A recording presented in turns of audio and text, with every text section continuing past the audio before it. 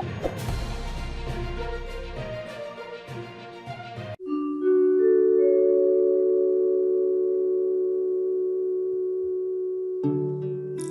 विद्यार्थी मित्र हो.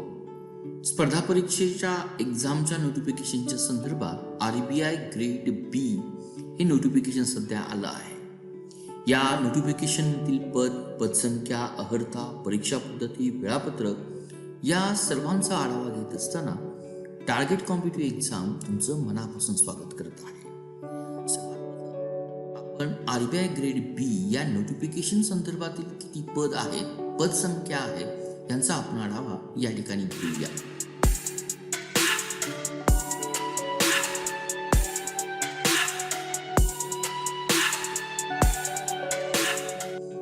RBI ग्रेड बी ही RBI मार्फत जी काही ऍड सध्या 2021 मध्ये देण्यात आली, या अंतर्गत आपल्याला 3 पोस्ट, वरच्याच मी कॉलम्स मध्ये तुम्हाला टोटल वॅकन्सी पण दिलेल्या आहेत. यातील RBI किंवा officer in grade B general त्यामध्ये 270 वॅकन्सीज आहे. त्यानंतर जी काही सेकंड पोस्ट आपल्याला दिलेली आहे ही ऑफिसर इन ग्रेड बीच आहे, पण ज्याला DEPR असं संबोधलं जातं, डिपार्टमेंट इन और department of economic and policy research. आणि तिसरी जी काही पोस्ट आपल्याला दिसते DSIM ऑफिसर इन ग्रेड बी, ज्याला department of statics and information management संबोधलं जातं. यातील आपल्याला जी काही फर्स्ट पोस्ट आहे ज्याला आपण officer in grade B general category 270 vacancy ज्या काही आहेत, ज्याला आपण कॉमन भाषेमध्ये RBI बी ग्रेडची एक्झाम जसं म्हटलं जातं, या 270 वॅकन्सीसाठी आपण सरती मोस्टली आपण ट्राय करत असतो. का? कारण या एक्झामची इलिजिबिलिटी जर पाहिली, ग्रॅज्युएशन झालेले बहुतेक विद्यार्थी या एक्झामसाठी पात्र असतात. आता आपण या 270 वॅकन्सी कशा पद्धतीनं तिचं वर्गीकरण करण्यात आलं ते आपण या ठिकाणी पाहून घेऊया. आता या 270 जी काही ऑफिसर इन ग्रेड बी साठी दिलेली आहे, अकॉर्डिंग टू या नोटिफिकेशनद्वारे ओपन कॅटेगरी आहे, SC ST कॅटेगरी, OBC, त्याचबरोबर इकॉनॉमिकली वीकर सेक्शनसाठी या मी प्रस्तुत जागा दिलेल्या आहेत. काही ना अभ्यास करा. या टेक्निकल बाबीमध्ये न जाता आपल्याला आपली पोस्ट, आपली वॅकन्सी ही आपल्यासाठी असेल या दृष्टीनं प्रयत्न करणं सर्वात महत्वाचं ठरेल. तरी देखील या कशा पद्धतीनं गव्हर्नमेंटच्या रूल्स आणि रेग्युलेशन्स प्रमाणे सामाजिक वर्गीकरण किंवा आरक्षण कशा पद्धतीनं जागांचं क्लासिफिकेशन होतं हे आपण या ठिकाणी पाहूया. त्याचबरोबर आपल्याला जो काही PWD किंवा ज्याला आपण सर्वात जे काही वीक किंवा पर्सनली आपण ज्याला बेंचमार्क डिसॅबिलिटी म्हटलं जातं, पर्सन विथ बेंचमार्क डिसॅबिलिटी, यामध्ये देखील आपल्याला वॅकन्सी दिसून येतात. नेक्स्ट आपण जे काही मोटिवेशन फॅक्टर्स आहेत, ज्या पद्धतीनं SBI PO exam, IBPS PO exam, SBI clerical exam आणि आपल्याकडे असणारी IBPS clerical exam, bank PO म्हटल्यानंतर या एक्झामचं आपल्याला नाव आठवतं. या प्रस्तुत एक्झाम त्या गव्हर्नमेंट बँकमध्ये आपल्याला आपलं करिअर बनवण्याची संधी देते. परंतु RBIची जी काही 4 झोनल ऑफिस आहेत किंवा जी काही आपल्याला रिजनल ऑफिसेस आहेत किंवा सबसेक्शन ऑफिस ज्या काही आहेत, त्या ठिकाणी एक RBI मध्ये काम करण्याची संधी देतात. याही पलीकडे आपण RBI बी ग्रेडसाठी का तयारी केली पाहिजे याची जर आपण मोटिवेशन जर फॅक्टर जर पाहिला तर सॅलरी किंवा त्या पलीकडे यामध्ये मिळालेले इम्युलमेंट्स किंवा पर्क सर्वात महत्वाचे ठरते. आपण थोडक्यात पहिल्यांदा या पोस्टची सॅलरी आपण बघूया. 12 ते 14 लाख अॅन्युअल पेमेंट आहे. पे स्केल बेसिक पे जर पाहिलं तर 35,150 आहे. नंतर दरवर्षी 9 वर्षापर्यंत आपल्याला इन्क्रीमेंट होत आहे.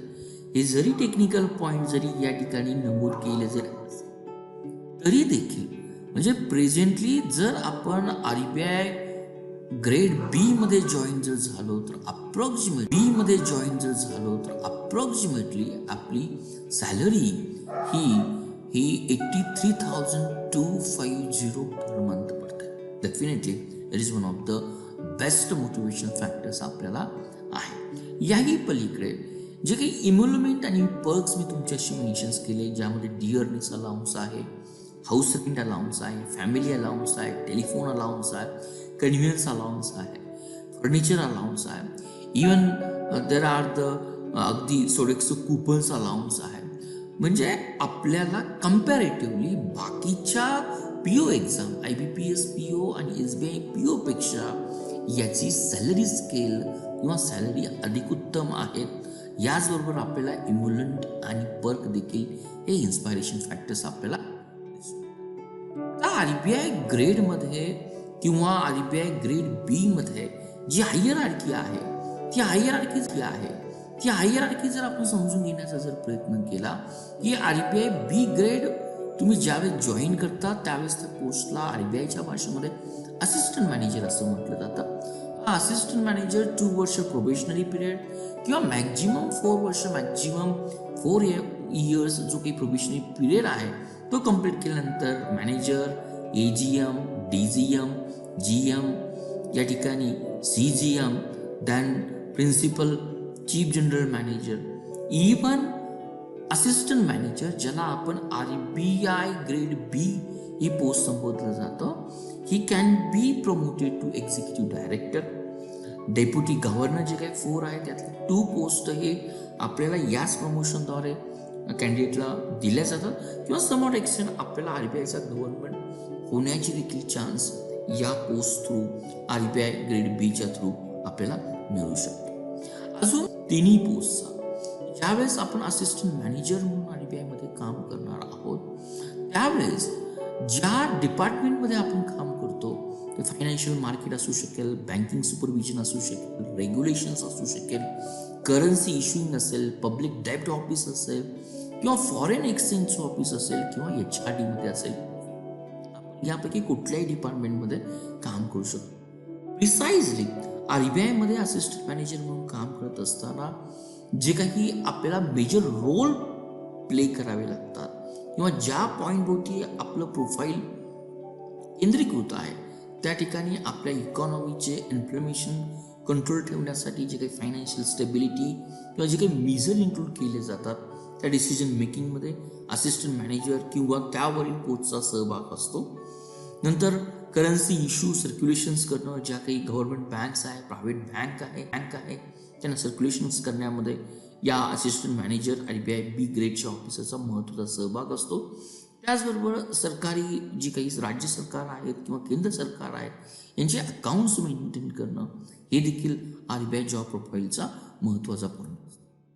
विद्यार्थी मित्रो, आपण RBI ग्रेड बी जे काही नोटिफिकेशन्स आलं त्या नोटिफिकेशनच्या अंगानं पदसंख्या, या जॉबचं प्रोफाईल काय आणि आपण का प्रिपेअर केला पाहिजे हे आपण पाहिलं.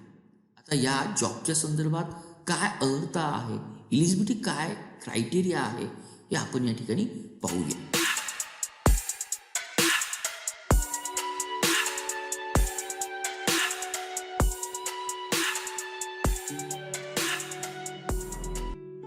सर्वात प्रथम RBI ग्रेड बी ची इलिजिबिलिटी क्रायटेरिया पाहत असताना आपण पहिल्यांदा एज फॅक्टर पाहूया.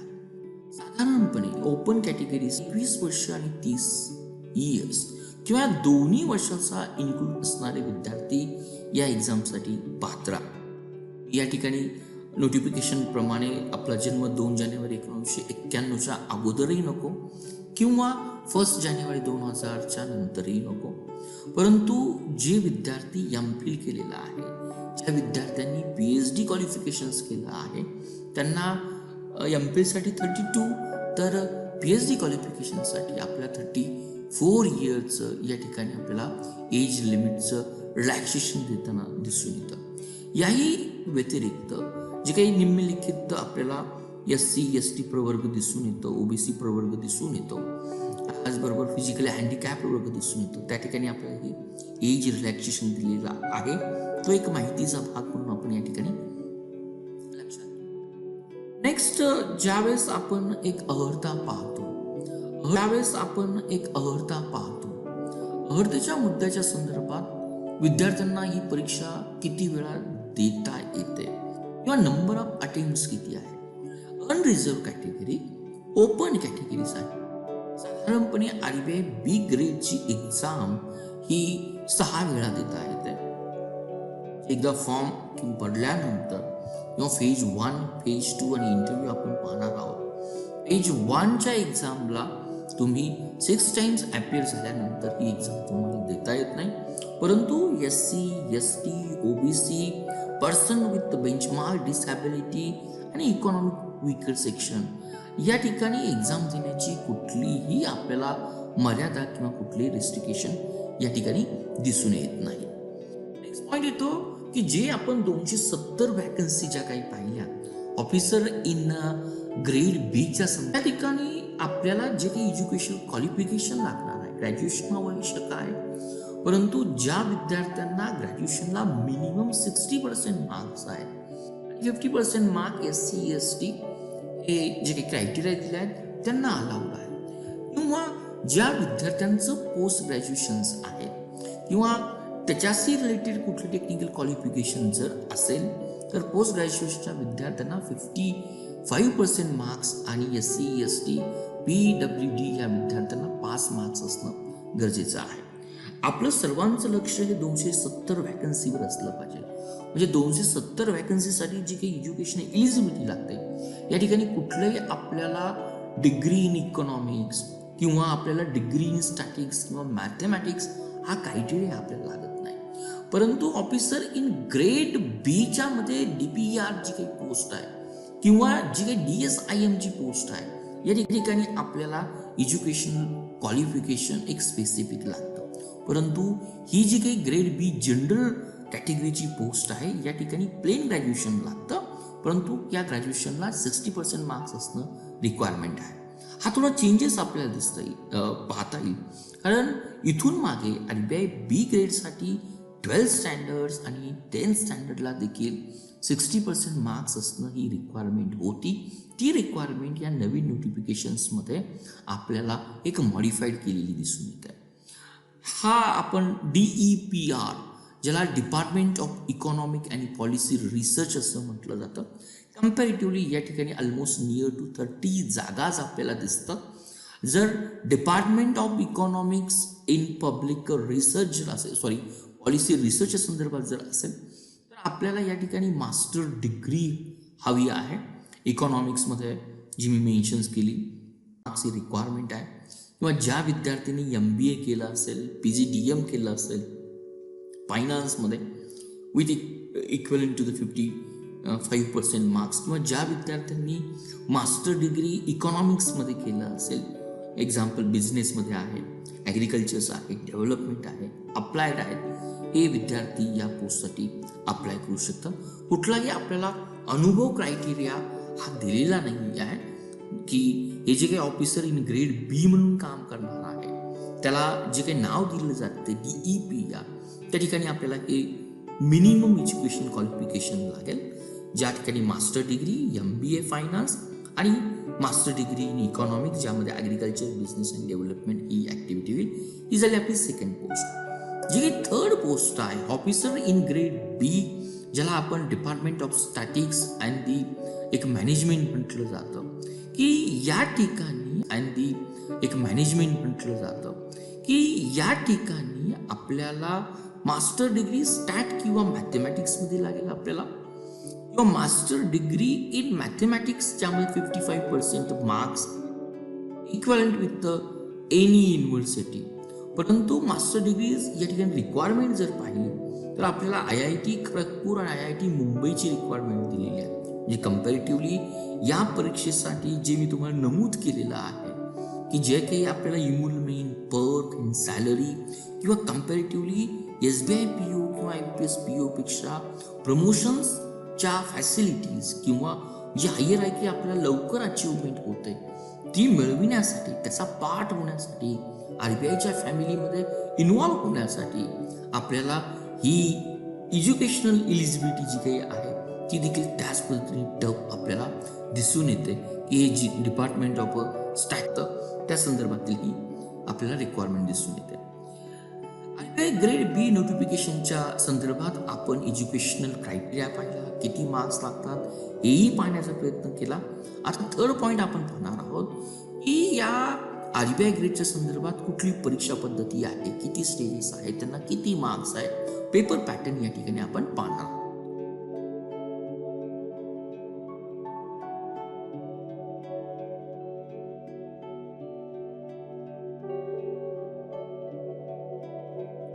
ग्रेड बी जी जनरल पोस्ट आहेत, 1 नंबरची 270 वॅकन्सी असणारी, यासाठी आपल्याला टोटल 3 फेजेस दिसून येतात.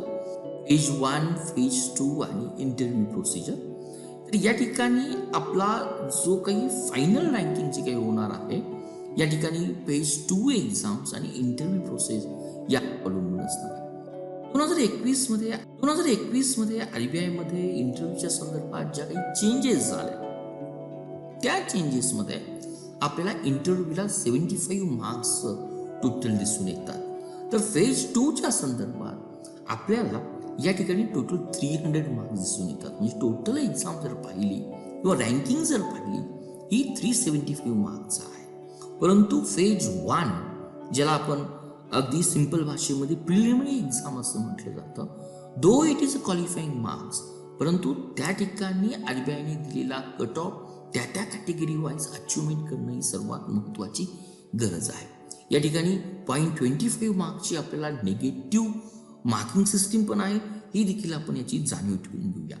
आता आपण RBI ग्रेडच्या जनरल पोस्टसाठी जी काही 270 वॅकन्सी आहे, त्याला पेपर जर पॅटर्न जर पाहिला, हा फेज नंबर 1चा जर पॅटर्न जर पाहिला, तर ऑलमोस्ट आपल्याला या ठिकाणी क्वांटिटी इंग्लिश लँग्वेज आणि रिझनिंग यातील सर्वात महत्त्वाचा आपण बारकाईने जर विचार केला, या ठिकाणी general awareness mostly related with finance, economic activity किंवा बँकिंग रिलेटेड जे काही आपल्याला MCQ क्वेश्चन्स येणार आहेत, त्यावर आपल्याला अधिक स्ट्रेस दिलेला दिसतो. जे जनरल अवेअरनेस या पेपरमध्ये आपल्याला सर्वात अधिक महत्त्व फायनान्स किंवा बँकिंग रिलेटेड ॲक्टिव्हिटी यांना देणं गरजेचं आहे.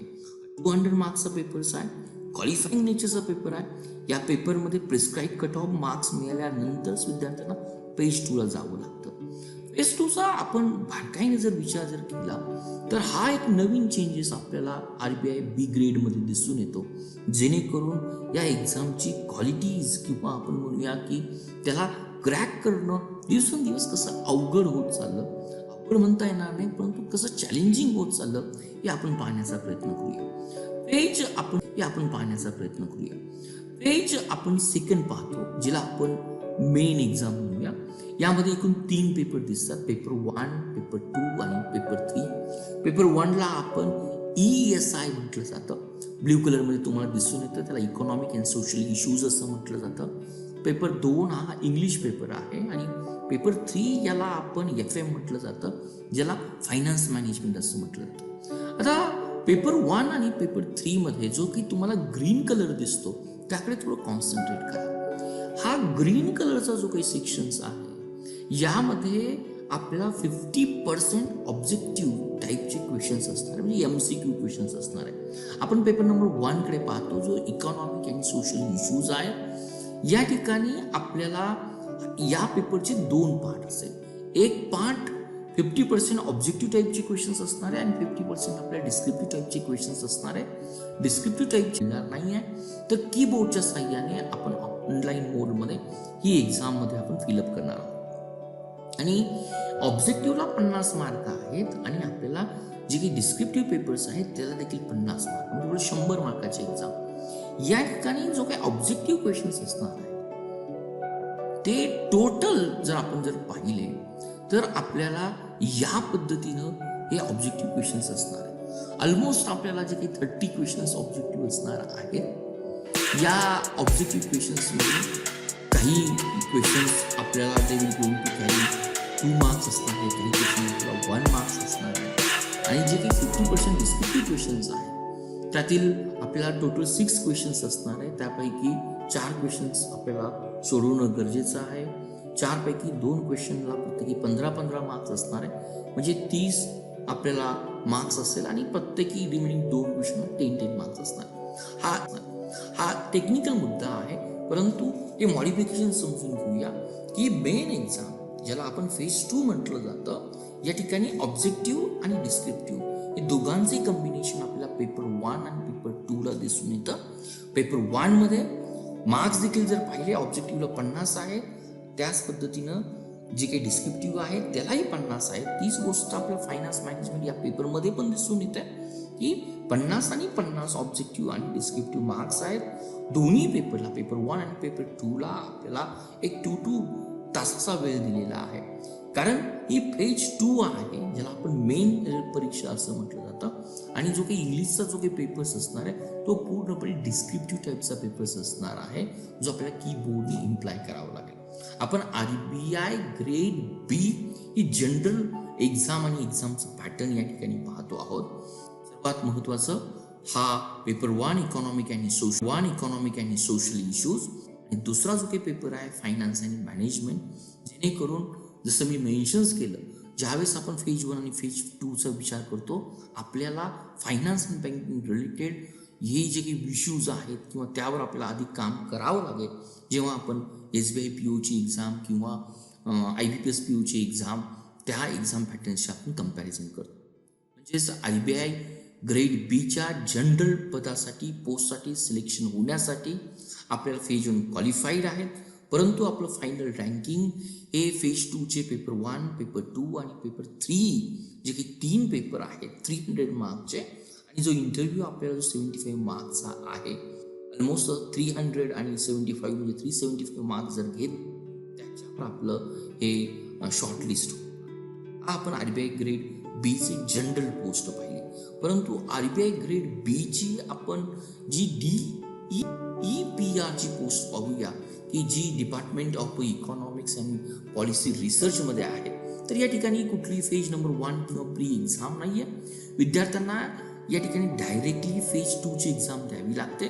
आणि फेज 2चा जर आपण पॅटर्न पाहिला तर या ठिकाणी देखील 3 पेपर दिसून येतात. हा पहिला पेपर त्या विद्यार्थ्यांचा, इलिजिबल विद्यार्थी आहेत त्यांचा होणार आहे एका टप्प्यामध्ये, जो ऑब्जेक्टिव्ह टाईप इकॉनॉमिक्सचा असणार आहे, 2 तासाचा असणार आहे 100 मार्क्ससाठी. त्यात जर विद्यार्थी क्वालिफाय झाले पेपर नंबर 1 मध्ये ऑब्जेक्टिव्ह टाईप इकॉनॉमिक्सचे, तर त्यांना पेपर नंबर 2 आणि 6 आणि याही ठिकाणी आपल्याला डिस्क्रिप्टिव्ह दोन्ही पेपर आपल्याला दिसून येतात. हाही 300 मार्क्स आणि इंटरव्ह्यू देखील आपल्याला 75 मार्काचा दिसतो. हीच आपण तिसरी जी काही पोस्ट आहे, ज्याला डिपार्टमेंट ऑफ स्टॅटिक्स या संदर्भातले DSIM हे काही जे कोड नेम दिलेला आहे, इंटरव्ह्यू प्रोसिजरचे टोटल 375 मार्क्स धरले जातात. परंतु फेज 2 मध्ये जर 3 पेपर जर पाहिले तर मागच्या ह्याच्यामध्ये इकॉनॉमिक्स होतं, यामध्ये स्टॅटिक्स हा पोर्शन आपल्याला दिसून येतो. पेपर 1 जर तुम्ही क्वालिफाईड झाला तर पेपर 2 आणि 3 ला तुम्हाला अलॉट केलं जातं, आणि ही परीक्षा आपल्याला याच. विद्यार्थी मित्रांनो, RBI ग्रेड बी नोटिफिकेशन्समध्ये आपण 3 पोस्ट पाहिल्या, अर्हता पाहिली, परीक्षा पद्धत पाहिली. आता आपण डायरेक्टली हे नोटिफिकेशन कधी आहे, कधीपर्यंत फॉर्म भरायचं, या पॉईंटकडे आपण येण्याचा प्रयत्न करूया.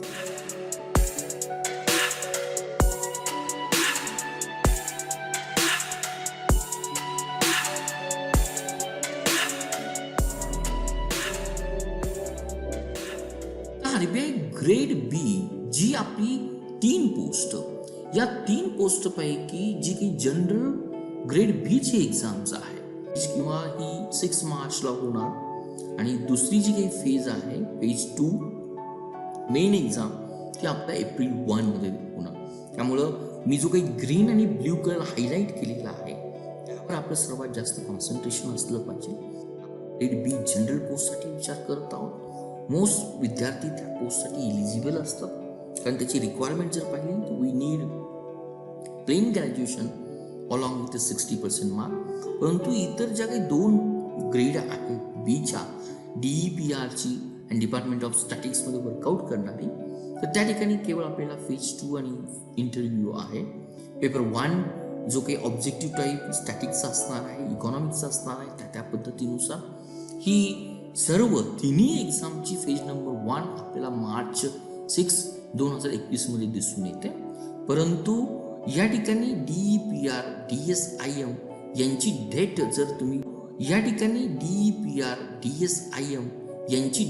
जर तुम्ही पेपर 1 फेज 2 चा पास झाला तर मार्च 31 या ठिकाणी तुम्ही एलिजिबल असाल. अजून मी बारकाईने जर विचार केला तर आपल्यासाठी डेट 2 महत्त्वाच्या असतील. कुठल्या डेट महत्त्वाच्या असतील? 270 वॅकन्सीसाठी 31 मार्च 2021 आणि मेन एक्झामसाठी किंवा 2 फेजसाठी आपल्यालाही 1 एप्रिल 2021 ची एक्झाम्स असेल. नेक्स्ट मुद्दा येतो की या पोस्टसाठी नोटिफिकेशन्स का आलेलं आहे ते कशा पद्धतीने या ठिकाणी हा URL मी तुम्हाला दिलेला आहे. या URL जर प्रेस केलं किंवा आपण जर IBPS ऑनलाईन या साईटवर जर गेलो किंवा RBIच्या साईटवर जरी गेलो तर आपल्याला या ठिकाणी अशा पद्धतीने इंटरफेस दिसून येतो. कसा फिलअप करायचा, काय फिलअप करायचं, मला वाटतं ही गोष्ट सर्व विद्यार्थ्यांना चांगल्या पद्धतीने माहीत आहे. यातला नेक्स्ट पॉईंट येतो की ज्यासाठी अलॉंग विथ इंटिमेशन बरोबर ॲप्लिकेशन फीज मेन्शन्स केलेली आहे, परंतु कुणासाठी 100 आहे, कुणासाठी 850 रुपीज आहे, तेही आपण बारकाईनं पाहूया. थोडक्यात या व्हिडिओच्या माध्यमातून जी काही मला येणाऱ्या भविष्यामध्ये डेप्युटी गव्हर्नर, एक्झिक्युटिव्ह गव्हर्नर किंवा मे बी भविष्यामध्ये गव्हर्नर तोही RBI बँकेचा होण्याची जी काही संधी मिळते, ज्या पोस्ट थ्रू मिळते तिला आपण RBI ग्रेड B ची पोस्ट असं म्हणतो. हे नोटिफिकेशन आणि 270 वॅकन्सी जर याचा बारकाईनं जर विचार केला तर ही एक संधी आहे असा आपण निश्चित विचार करूया. Build your nation, build your career या लोगोसह आपण RBI फॅमिलीचे मेंबर होऊया असा आज विचार करूया आणि येणाऱ्या 2 महिन्यामध्ये त्याचा चांगला अभ्यास करून एक असिस्टंट मॅनेजर ज्या पोस्टला आपण RBI ग्रेड B म्हटलंय ती मिळवण्याचा मनापासून प्रयत्न करूया. Thank you for watching Target with Professor B's Positive Way. We request you to be a voluntary donator to become our prime and pride motivator.